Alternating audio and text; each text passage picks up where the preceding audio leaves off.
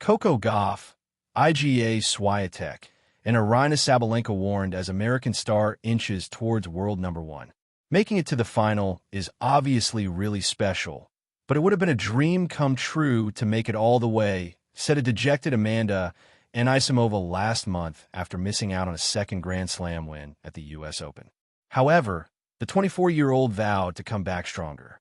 I hope I can keep working really hard to give myself more opportunities to be in more and more finals. Less than a month later, Anisimova delivered on her words, clinching her second 1,000 in 2025 title last week. Her victory has made her one of the biggest threats to the top names in women's tennis, such as Aryna Sabalenka, Iga Swiatek, and also compatriot Coco Gauff.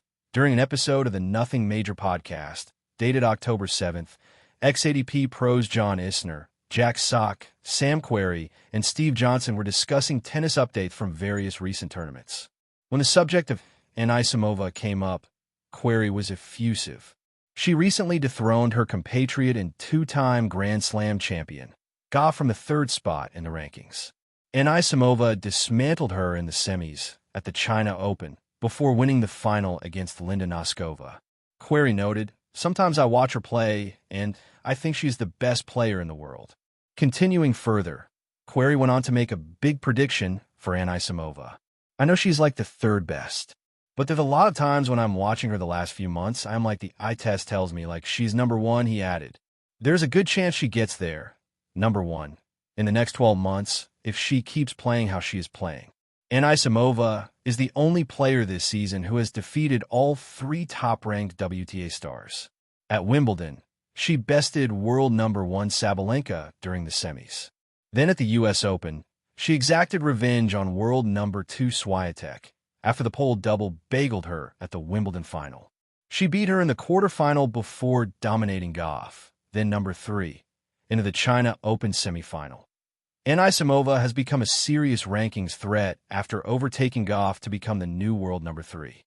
Although the official list shows her on the fourth position, she is above Gauff in the live rankings. Gauff now has 5,574 ranking points. Anisimova, on the other hand, has reached 5,908 ranking points, though there's a ways behind Iga Swiatek in second, who has 8,553 points to her name. But just as she was peaking, however, Anisimova recently faced an injury setback, especially ahead of the WTA finals in Riyadh, where she has qualified for the first time. Amanda Anisimova's smooth 2025 journey faces unexpected setback. Following her historic China Open victory, Amanda Anisimova was supposed to compete at the Wuhan Open. It is another WTA 1000 event after Beijing as part of the Asian swing. However, she shared a heartbreaking message during the post-match conference in Beijing. "I was having pain in my foot and in my calf more into the third round," she revealed. "I think it was obvious in one of the matches where I was in pain." Anisimova continued, "I was just hurting all day when I was walking. I'm still having a bit of pain, but it's nothing serious. It's just annoying aches and pains," reported WTA's website on October 6th. But there is a silver lining too. She has assured that her injury is not too serious, and that it won't limit me or prevent me to keep playing for the rest of the season. Hopefully, Anisimova will be able to resume action on time, going into the WTA finals. She confirmed her spot for the year-end tournament after having an impressive run in Beijing last week.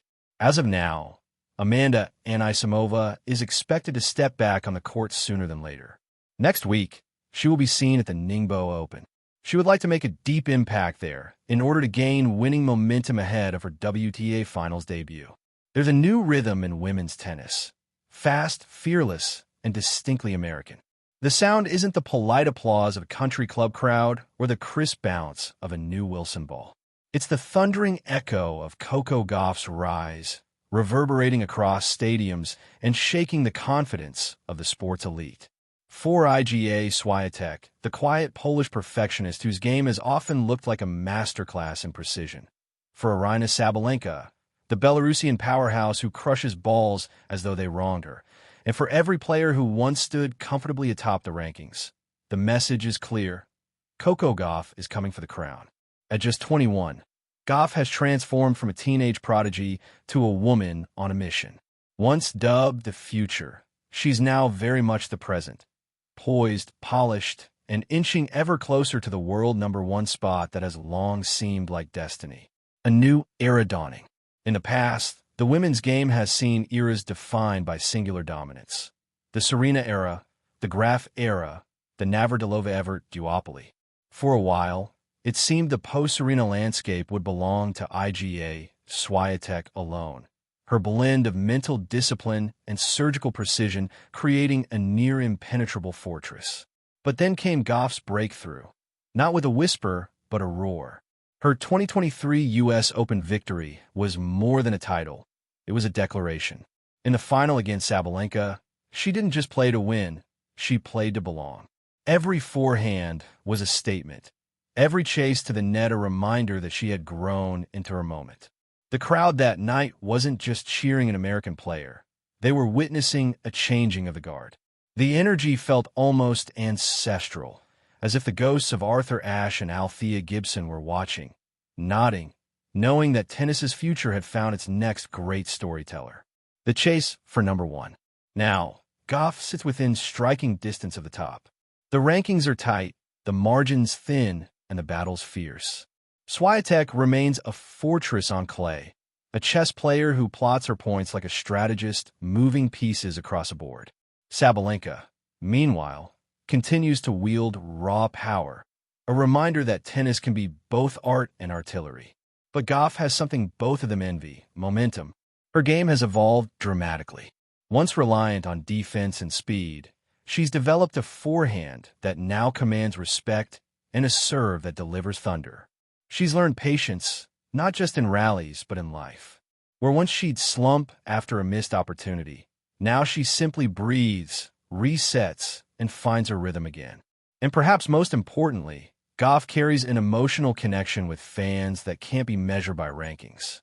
There's a spark in her smile, an authenticity in her interviews, and a confidence that radiates without arrogance. She's not just competing, she's inspiring. Warnings from the horizon. When a player rises this fast, the rest of the field inevitably takes notice.